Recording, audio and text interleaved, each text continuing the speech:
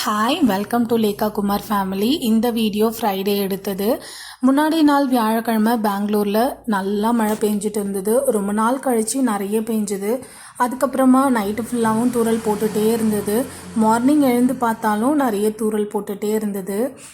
பாப்பா நைட்டெல்லாம் கொஞ்சம் அழுதுகிட்டே இருந்ததால் எனக்கும் தூக்கம் டிஸ்டர்ப்டாக இருந்தது. அதனால் நான் ஒரு 7 o'clock போல் தான் எழுந்திரிச்சேன்.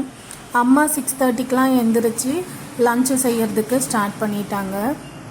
நான் எந்திரிச்சு என்னோடய சின்ன வாசல் அதை பெருக்கி தண்ணி தெளித்து அதில் ஒரு குட்டியாக ஒரு கோலம் போட்டுட்டு அதுக்கப்புறமா உருளி அதை எடுத்துகிட்டு புளி போட்டு வாஷ் பண்ணி அதில் தண்ணி பிடிச்சி பூவெல்லாம் வச்சு எடுத்துகிட்டு போய் வச்சுட்டேன்.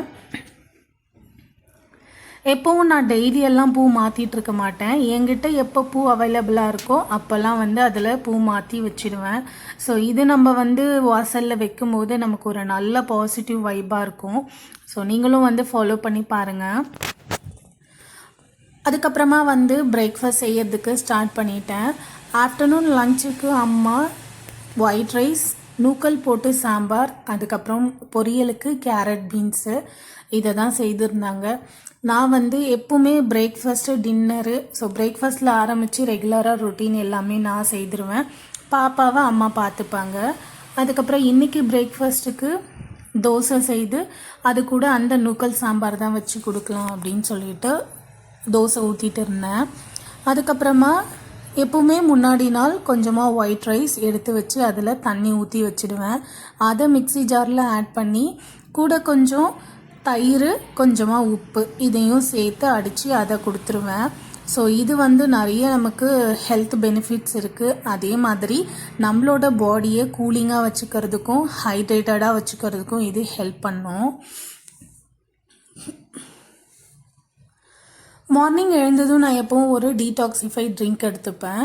அது என்ன அப்படின்னா, முன்னாடி நாள் தண்ணியில் கொஞ்சமாக தனியா, அப்படி இல்லைன்னா ஜீரகம், அப்படி இல்லைன்னா சோம்பு ஏதாவது ஒன்று போட்டு ஊற வச்சுட்டு அதை மார்னிங் எழுந்து கொஞ்சமாக ஹீட் பண்ணி அதை குடிச்சிருவேன். அதில் பார்த்தீங்கன்னா சியா சீட்ஸும் மிக்ஸ் பண்ணி குடிப்பேன். சியா சீட்ஸ் ரெகுலராக எடுத்துக்க மாட்டேன். எப்போல்லாம் நான் அதை ஊற வைக்கிறேனோ, எப்போல்லாம் நான் மார்னிங் எந்திரிக்கும் போது அது அவைலபிளாக இருக்கோ அப்போல்லாம் நான் அதை மிக்ஸ் பண்ணி குடிச்சிடுவேன். ஸோ இந்த சியா சீட்ஸில் நமக்கு ஃபைபர் கண்டென்ட் ஜாஸ்தியாக இருக்குது. அதே மாதிரி ஆன்டி ஆக்சிடெண்ட். ஸோ இது நம்மளோட வெயிட் லாஸ்க்கு ஹெல்ப் பண்ணும். இது ரேட்டுமே கம்மி தான். நீங்களும் வாங்கி இதை ட்ரை பண்ணி பார்த்துட்டு சொல்லுங்கள். ஸோ இந்த மாதிரி நான் சி செக்ஷன் ஆனதுக்கப்புறமா நம்ம ஜாஸ்தி வெயிட் போட்டுறக்கூடாது அப்படிங்கிறதுக்காக இந்த மாதிரி ஏதாவது ஒன்று சின்ன சின்னதாக ஃபாலோ பண்ணிகிட்ருப்பேன். ஸோ அதே மாதிரி ஃப்ரூட்ஸ் ரெகுலராக எடுத்துப்பேன். என் ஹஸ்பண்டுக்கும் லஞ்ச் பேக் பண்ணும்போது ஃப்ரூட்ஸ் கட் பண்ணி கொடுத்துருவேன். ஸோ இன்றைக்கி லஞ்சு பேக் பண்ணிவிட்டு கூடவே ஒரு ஹாஃப் வெள்ளரிக்காய் அதையும் கட் பண்ணி அது கூடவே ஒரு ஆப்பிள் அதையும் கட் பண்ணி வச்சு அனுப்பிச்சிட்டேன். ஸோ அவர் ஆஃபீஸ் கிளம்புனதுக்கு அப்புறமா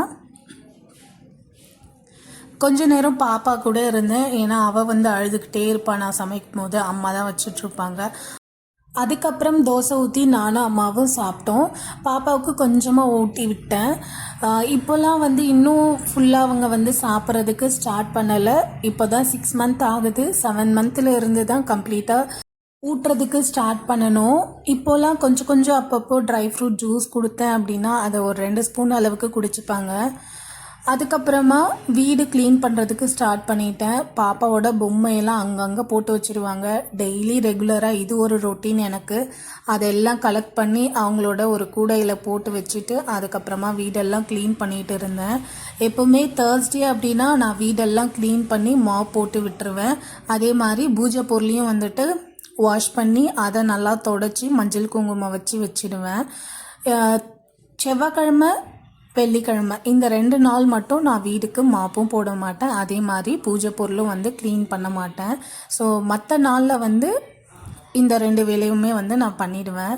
அதுக்கப்புறமா வீடு பெருக்கிட்டு காலையில் எனக்கு அம்மா டீ போட்டு வச்சுருந்தாங்க. நான் குடிக்கவே இல்லை. சரி அதை இப்போ குடிக்கலாம் அப்படின்னுட்டு அதை வச்சு குடிச்சிட்டு இருந்தேன். அதுக்கப்புறமா பாப்பாவை அம்மா குளிக்க வச்சுட்டாங்க. நானும் போயிட்டு குளிச்சுட்டு வந்துட்டேன். ஸோ இன்றைக்கி வெள்ளிக்கிழமை பூஜை பண்ணும்போது நெய்வேத்தியம் என்ன வைக்கலாம், அதுக்கு என்ன செய்யலாம் அப்படின்னு யோசிச்சுட்டு இருந்தேன்.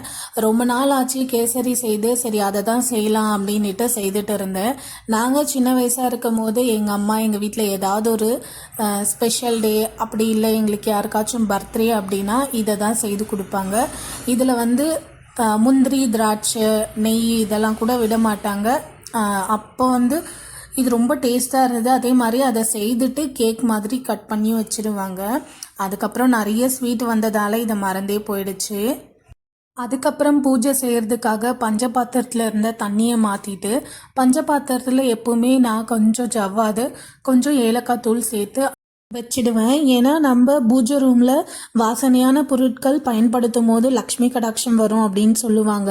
அதுக்கப்புறமா முன்னாடி நாள் ஏற்றின ஊதுவத்தியோட அந்த துகள்கள் அதெல்லாம் வந்து தொடச்சி எடுத்துட்டு அதுக்கப்புறமா இன்னைக்கு புதுசாக வந்து ஊதுவத்தி ஏற்றி சாமிக்கு காட்டிட்டு வச்சிடுவேன்.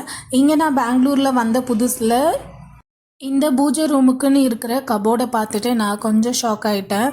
ஏன்னா இது ரொம்ப குட்டியாக தெரிஞ்சுது எனக்கு. எங்கள் வீட்டில் வந்து தனியாக ஒரு பூஜை அறையே இருக்கும், அதில் வந்து எது வேணாலும் நம்ம யூஸ் பண்ணிக்கலாம். இதில் நான் எப்படி வைக்க போகிறேன் அப்படின்னு யோசித்தேன்.